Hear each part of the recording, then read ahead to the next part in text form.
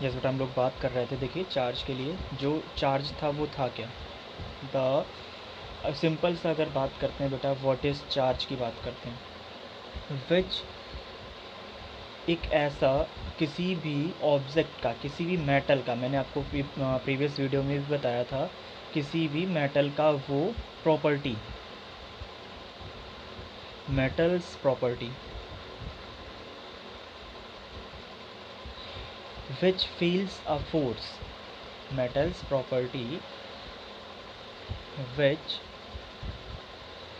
Feels a force, ठीक है, विच feels a force on putting him in an electromagnetic field. और एक तीसरा वर्ड हम इसमें लिखेंगे, इलेक्ट्रो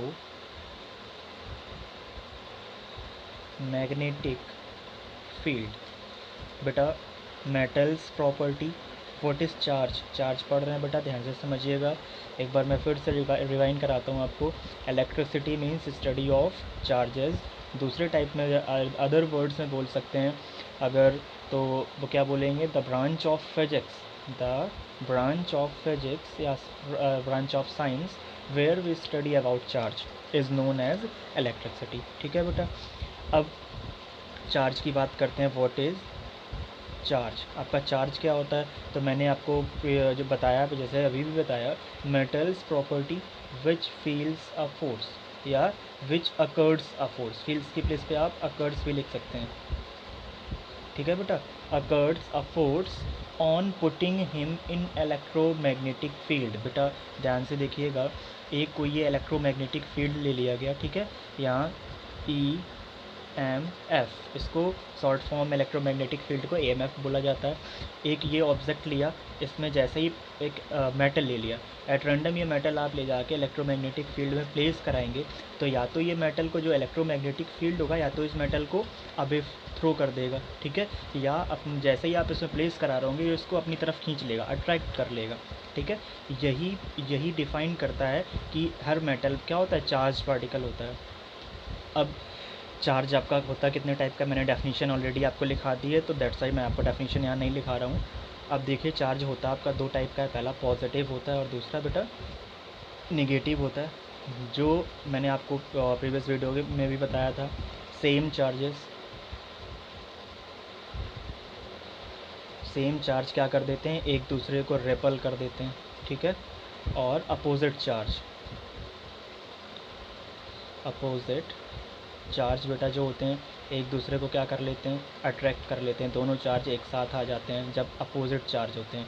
और जब सेम चार्ज होते हैं तो दोनों डिफरेंट डायरेक्शन में चले जाते हैं, यानी रेपल हो जाते हैं। ठीक है, अब बात करेंगे बेटा इलेक्ट्रिक करंट की, ध्यान से समझिएगा, what is electric current, important है ये पहले। अच्छा, और कुछ चीज़ें इसमें बेटा इलेक्ट्रिक चार्ज में रिप्रेजेंट करते हैं। इलेक्ट्रिक चार्ज जो होता है बेटा आपका, रिप्रेजेंट किया जाता है क्यू से। इलेक्ट्रिक चार्ज को बेटा हमेशा किससे रिप्रेजेंट करते हैं, क्यू से। और इसका फॉर्मूला होता है Q equal N into E, Q equal N into E, where N equal number of electrons,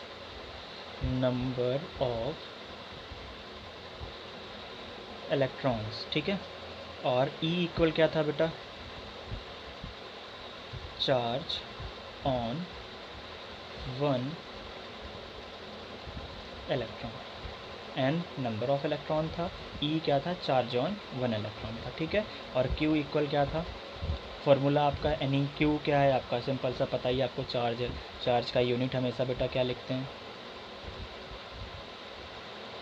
coulomb इसका यूनिट होता है। ठीक है, अब बात करते हैं इलेक्ट्रिसिटी की। इतना आपका चार्ज था, मैंने चार्ज यहाँ से स्टार्ट किया था, फिर से एक बार देख लीजिए। चार्ज क्या होता है बेटा, metals property which occurs a force which feels a force on putting him in an electromagnetic field. जब किसी मेटल को इलेक्ट्रोमैग्नेटिक फील्ड में प्लेस कराया गया था, तो वो एक फोर्स फील कर रहा था। वही जो प्रॉपर्टी होती है मेटल की, वो क्या बोला जाता है बेटा, चार्ज बोला जाता है। जब किसी मेटल को आपने इलेक्ट्रोमैग्नेटिक फील्ड में प्लेस कराया था, तो या तो वो उसको रिपल कर दे रहा था या अट्रैक्ट कर दे रहा था। तो इसी हिसाब से हमने डिफ़ाइन किया कि जो चार्ज होता है वो टू टाइप का होता है, एक पॉजिटिव, दूसरा negative.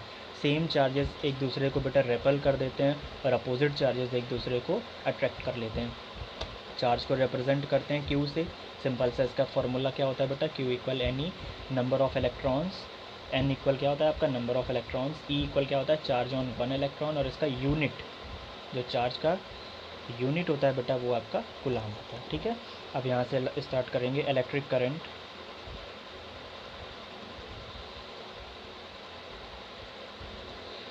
What is electric current, अब ध्यान से समझिएगा बेटा। जैसे मैंने अभी एक एट रैंडम एक वायर लिया था यहाँ से, ठीक है। अब यहाँ से आप पास आउट क्या करा रहे थे इलेक्ट्रॉन, अभी यहाँ से क्या पास आउट होगा चार्ज पास आउट करा दीजिए। जितना चार्ज लेट कर लेते हैं आफ्टर टाइम टी, ठीक है, यहाँ क्यू चार्ज फ्लो हो गया, टी टाइम में क्यू चार्ज फ्लो हो गया, तो आपका आई किसके इक्वल हो जाता है, क्यू बाई टी। ये फार्मूला है बेटा इलेक्ट्रिक करंट का, इसी फार्मूले से हम डेफिनेशन बनाएंगे।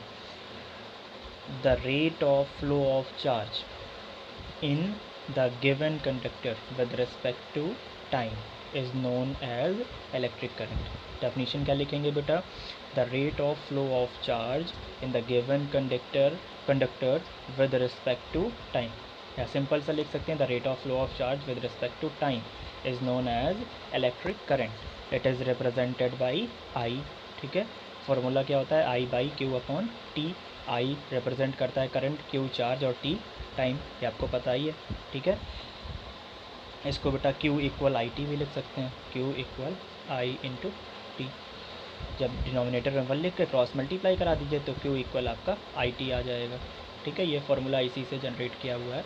तो डेफिनेशन आपको इलेक्ट्रिक करंट की कुछ बच्चों ने लिख ली है, कुछ ने नहीं लिखी है, तो वो लोग इससे देख के लिखेंगे। इलेक्ट्रिक करंट की डेफिनेशन क्या लिखेंगे बेटा, the rate of flow of charge with respect to time in the given conductor is known as electric current. It is represented by I, its unit is